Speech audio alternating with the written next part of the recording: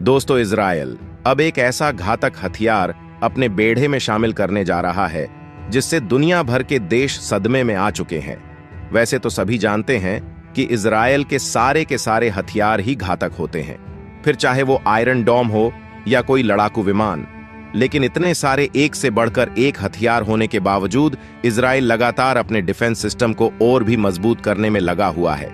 और जिस हथियार की बात हम करने जा रहे हैं उस पर तो इजराइल ने करीब $500 मिलियन से अधिक खर्च कर दिए हैं। माना जा रहा था कि इजराइल अपने इस खतरनाक हथियार को साल 2025 तक दुनिया के सामने ला सकता है।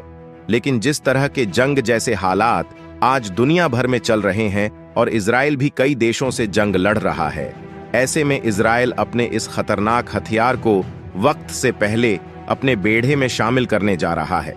लेकिन सवाल यह है कि इजराइल का नया हथियार कितना ज्यादा खतरनाक है, इसके फायदे क्या है और इससे होने वाले नुकसान क्या है, आइए समझते हैं आज की इस वीडियो में। लेकिन आगे बढ़ने से पहले इस वीडियो को एक लाइक करके चैनल को सब्सक्राइब जरूर कर लीजिए, क्योंकि यह आपके लिए महज 1 सेकंड का काम है, लेकिन इससे हमारी काफी बड़ी मदद होती है। दरअसल इजराइल के डिफेंस सिस्टम का लोहा पूरी दुनिया मानती है, लेकिन पिछले साल अक्टूबर में हमास के हमले में उसके इस सिस्टम पर कई तरह के सवाल भी खड़े हुए थे। हमास के हमले में इजराइल के एयर डिफेंस सिस्टम की कुछ कमजोरियां भी बाहर निकलकर आई थीं और बीते 1 साल से ज्यादा समय में इजराइल के दुश्मनों की संख्या बढ़ी है। ऐसे में पहले जहां वह सिर्फ एक मोर्चे पर लड़ रहा था, वहीं अब वह 4 मोर्चों पर एक साथ लड़ाई कर रहा है। एक तरफ जहां वह हमास से लड़ रहा है, वहीं दूसरी तरफ ईरान, हिजबुल्लाह और हुती भी उसके खिलाफ जंग का ऐलान कर चुके हैं। ऐसे में इजराइल के लिए अपने डिफेंस सिस्टम को और मजबूत बनाना पहली प्राथमिकता रही है। एक रिपोर्ट में ऐसा दावा किया जा रहा है कि इजराइल ने अपनी इस प्राथमिकता पर काम करते हुए नए जमाने के हथियारों को ध्यान में रखकर एक नया डिफेंस सिस्टम तैयार कर लिया है, जो अगले साल भर में एक्टिव हो जाएगा। इस डिफेंस सिस्टम का नाम है आयरन बीम। जी हां दोस्तों, अब इजराइल आयरन डोम के बाद आयरन बीम लेकर आ गया है। दोस्तों, आयरन बीम ऑफिशियली तौर पर शील्ड ऑन ऑफ लाइट एक directed energy weapon air defence system है, जिसे Israeli defence contractor Rafael advanced defence systems द्वारा 11 फरवरी 2014 को सिंगापुर एयर शो में अनावरण किया गया था। इस सिस्टम को छोटी दूरी के रॉकेट, तोपखाने और मोर्टार बमों को नष्ट करने के लिए डिजाइन किया गया है और इसकी रेंज 10 किलोमीटर तक है, जो आयरन डोम सिस्टम का कॉम्प्लीमेंट है, जिसे अधिक दूरी से लॉन्च की गई मिसाइलों को रोकने के लिए डिजाइन किया गया था। इसके अलावा यह सिस्टम अनमैन्ड एरियल व्हीकल्स को भी 2 से 5 अमेरिकी डॉलर प्रति अवरोधन की लागत से रोक सकती है। दोस्तों, आयरन बीम इजराइल की इंटीग्रेटेड मिसाइल डिफेंस सिस्टम का 5th एलिमेंट होगा, जिसमें एरो 2, एरो 3, डेविड स्लिंग और आयरन डोम के बाद अब आयरन बीम शामिल हो जाएगा। लेकिन सवाल यह है कि आयरन बीम काम कैसे करता है और इसके फायदे और नुकसान क्या है। तो आपको बता दें, आयरन बीम एक फाइबर लेजर का इस्तेमाल करके एक लेजर बीम उत्पन्न करता है, जो एयरबॉर्न टारगेट को नष्ट कर देता है। चाहे वह एक स्टैंड अलोन सिस्टम के रूप में काम कर रहा हो या एयर डिफेंस सिस्टम के हिस्से के रूप में बाहरी संकेतों के साथ, इसमें खतरे का पता सर्वेलेंस सिस्टम द्वारा लगाया जाता है और व्हीकल प्लेटफॉर्म द्वारा ट्रैक किया जाता है ताकि उससे निपटा जा सके।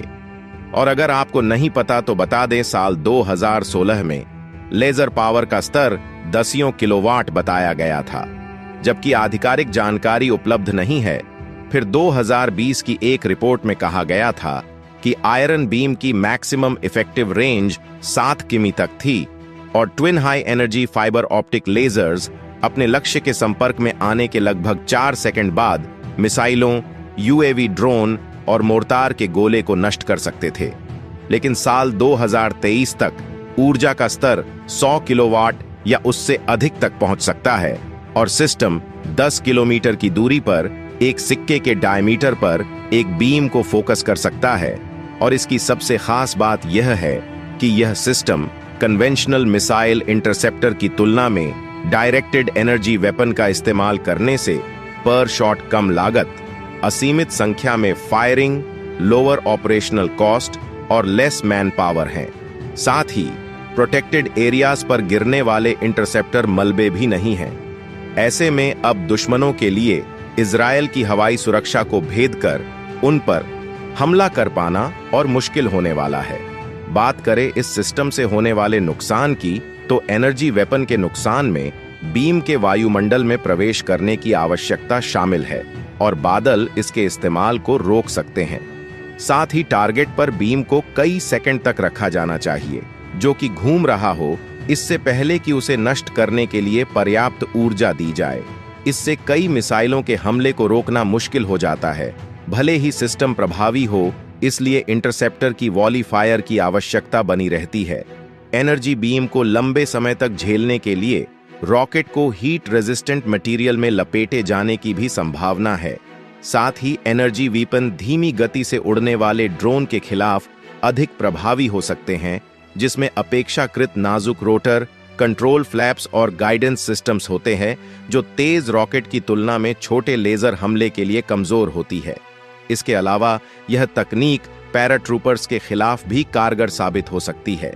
और देखा जाए तो अक्टूबर 2023 में रक्षा मंत्रालय और राफेल ने घोषणा की थी कि वे 2023 के इजराइल हमास युद्ध के दौरान हमास द्वारा दागे गए रॉकेट बैराज के साथ इसका परीक्षण करने के लिए गाजा पट्टी के साथ दक्षिणी सीमा पर आयरन बीम तैनात करेंगे, जिसके बाद इजरायली प्रशासन के हथियार और तकनीकी अवसंरचना विकास के प्रमुख कर्नल नियर वेन गोल्ड ने जनवरी 2024 में कहा था, आयरन बीम को आयरन डोम में लागू किया जाएगा। फिर यह तय किया जाएगा कि खतरे को खत्म करने के लिए लेजर या मिसाइल का इस्तेमाल किया जाए।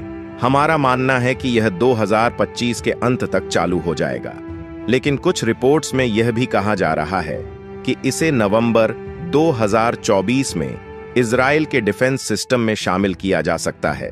बताते चले, लाइट बीम नामक एक छोटा एडेप्टेशन अक्टूबर 2024 में प्रदर्शित किया गया था, जिसे हल्के वाहनों पर लगाया जा सकता है और ड्रोन, रॉकेट, मोटार और आईईडी को नष्ट किया जा सकता है। बीम का पावर आउटपुट 10 किलोवाट और रेंज 2000 मीटर है। लाइट बीम को सैमसंग 30mm RWS के साथ जोड़ा गया है ताकि ड्रोन खतरों के खिलाफ मोबाइल यूनिट्स के लिए कई बल सुरक्षा विकल्प प्रदान किए जा सकें। तो दोस्तों, आपको क्या लगता है, क्या इजराइल का नया आयरन बीम हथियार घातक साबित होने वाला है? और क्या आयरन बीम जैसा हथियार भारत के पास भी होना चाहिए? अपनी राय कमेंट बॉक्स में जरूर दे। और हमने आपके लिए इस वीडियो में काफी रिसर्च किया है, उसके लिए चैनल को सब्सक्राइब करें, साथ ही बेल आइकन को ऑल पर सेलेक्ट करें। जय हिंद, जय भारत।